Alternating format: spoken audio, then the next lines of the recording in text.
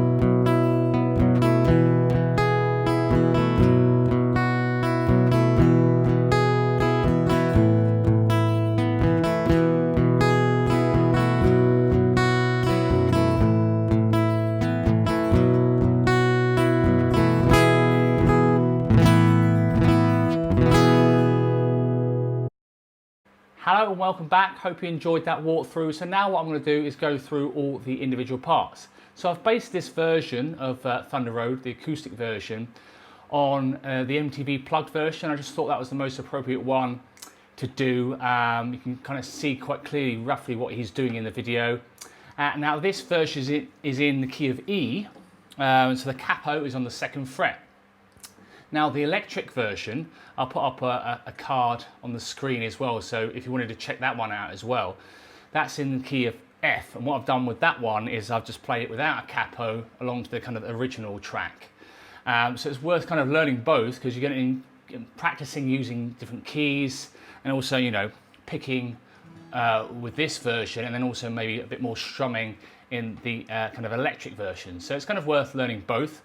Okay, so capo 2, it's in the key of E. So there's another version as well, a few other versions, like when he's playing with Melissa Etheridge. That's an awesome video, check that out. That's in the key of F, but kind of similar chord voicings, but it's just one, it's on capo 3 instead of capo 2. And then Melissa Etheridge is in using a 12 string and playing in standard tuning. Cool, so I was going to go through the basic chords. Again, this is my own kind of version. I've simplified it as much as possible, so I've pretty much done the same kind of picking pattern all the way through. Now, if you want to play this live, you'd want to vary this up and just use this as a foundation and then play around with it. Okay, cool, so chord-wise, what we've got is a D. Okay, so with the capo on, what's actually coming out is an E, but you're using a D shape. Then B minor 7. He uses this quite a lot, it's an unbelievable chord. So that's a B minor 7, I think it's got an 11th in it as well if you use the E, but don't be too confused about that. So that's B minor 7, so what's coming out is more of a C sharp minor 7. You also got a G sus2. If you watch any of my other Bruce videos, feel free to check them out. He uses a lot of these kind of nice open chords. You could get away with sort of D, B minor, and your standard Gs and Cs and things, but by adding these kind of chord extensions or sus chords, they can sound awesome. So, yeah, so that's D, B minor 7, G sus2. So the D is your standard D. The B minor 7, by the way, fingering wise, I would probably finger it like this. First finger, 2nd fret A, open D, middle finger, 2nd fret G, third finger, 3rd fret B, and then the open D and the open E sometimes. So you're not always going to play all these strings, but so that'll come out of the guitar as a C sharp minor 7 because of the capo.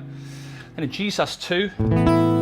Now I'm playing it like this, middle on 3rd fret of the E, then 2 G and then 3 B.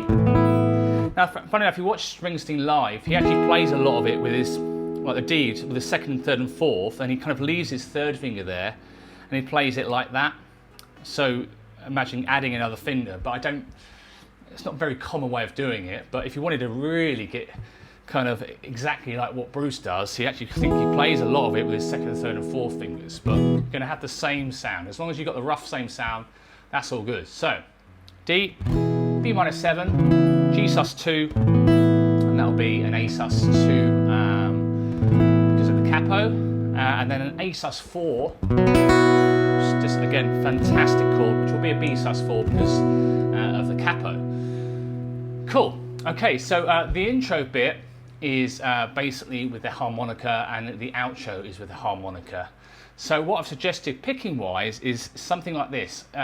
If you've watched a lot of my other videos, I really he uses this down, down, up, up pattern quite a lot, and even when he's picking, he kind of emulates that.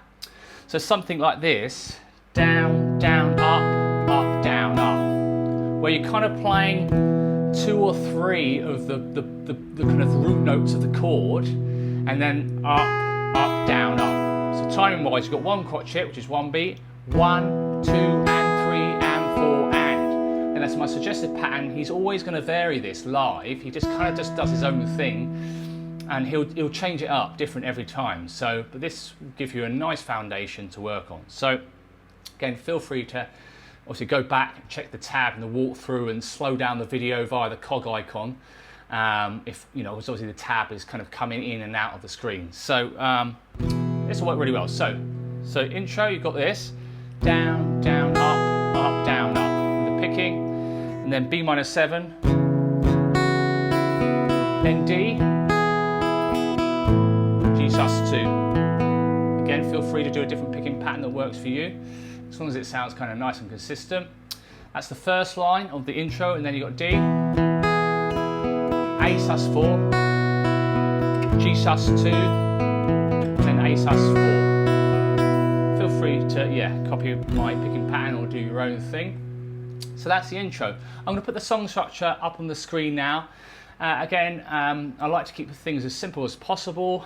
So even if I kind of add notes here and there, I might just put the core chord in the actual song structure. So basically, the song structures are, if you just got one chord there, it means one chord per bar. So here in the intro, for example, you've got D, B minor 7, D, G sus2, that's one bar of each, and then the same for the next line, D, A sus4, G sus2, A sus4, okay?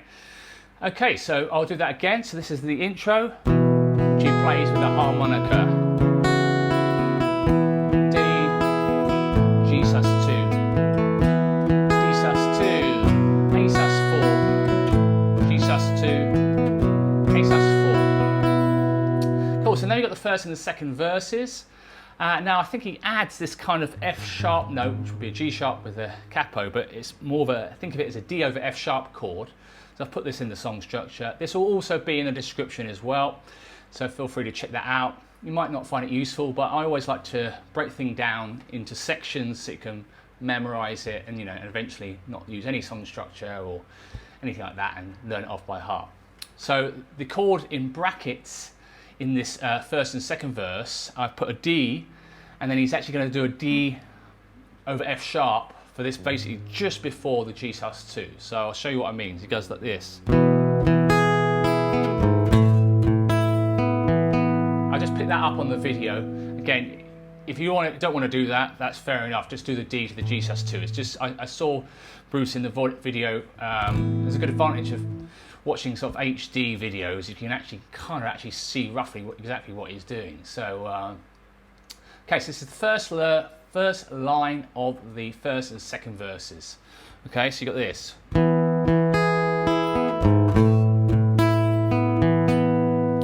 So all we're doing is really adding this F sharp. So you got 1 and 2, 1, 2 and 3 and 4 and 1. So 1, 2 and 3 and 4 and 1, 2 and 3 and 4 and then back to your normal pattern. So 2 bars of D after that. Then D, A sus4, G sus2, 2 bars, and then again the third line, and A sus4, D, G sus2, G sus2, D, then A sus4 for 2 bars. So again, it's worth learning the structure. So here what we've got is a 16 bar verse, very common to have 8 and 16, and then you do that twice, okay? So do that one more time. So this is bar 1, bar 2, bar 3, bar 4, bar 5, bar 6, bar 7, bar 8, bar 9, bar 10, bar 11, bar 12, bar 13, bar 14, bar 15, bar 16. Cool. There's also worth noting that, sometimes he might play with this G sus2, he might play the open E occasionally as well, so feel free to play around with it.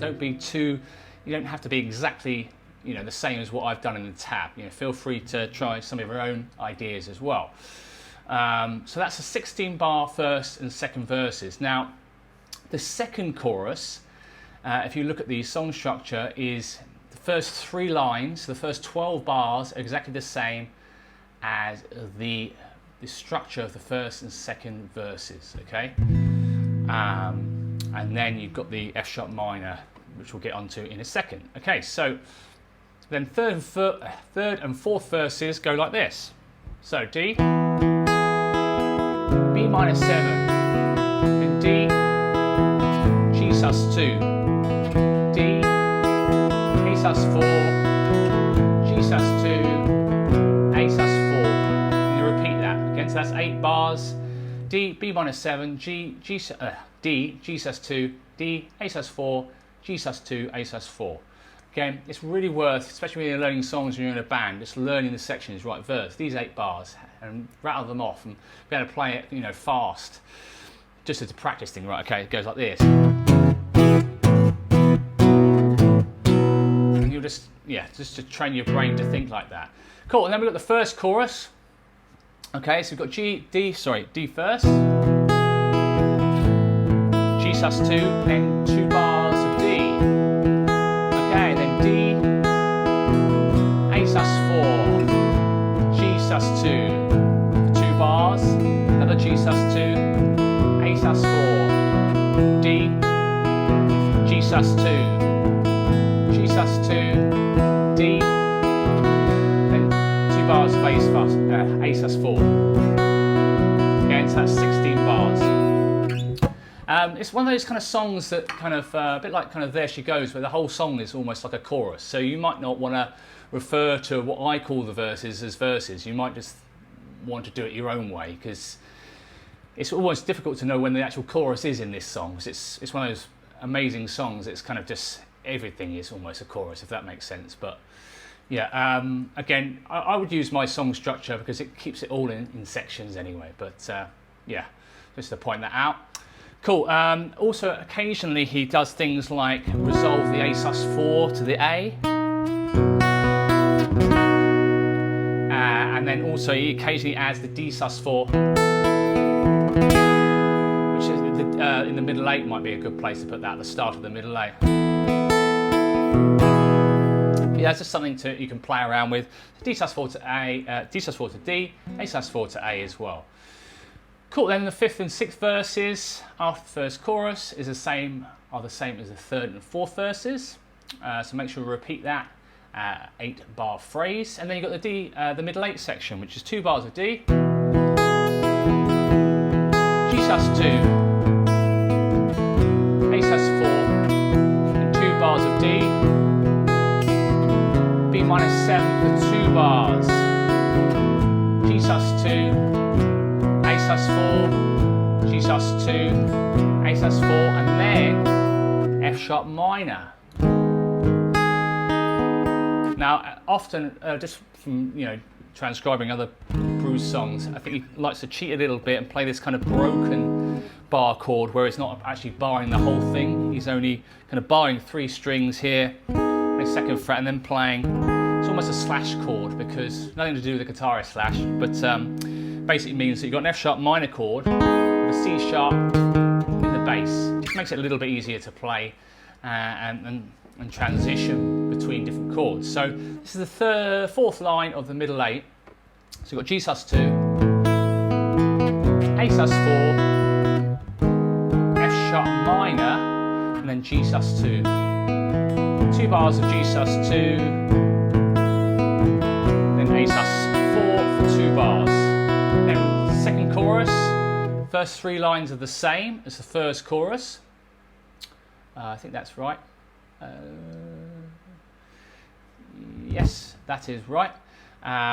Also the same as the 1st and 2nd verses, those 3 lines as well. So again, it's always all about looking out for patterns as well.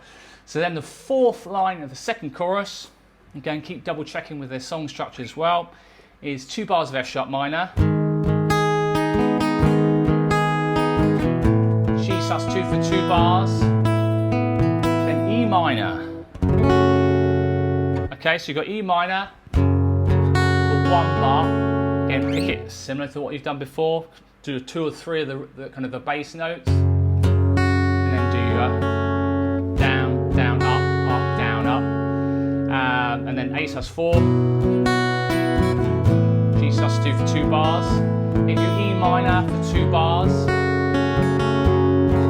1 bar of G sus2, A sus4 for 1 bar, and 2 bars of D. Okay, so I'll do those last 3 lines of the 2nd chorus again. So you've got F sharp minor for 2 bars, G sus2 for 2 bars, E minor, A sus4, G sus2 for 2 bars, 2 bars, 1 bar of G sus2, 1 bar of A sus4, and 2 bars of D.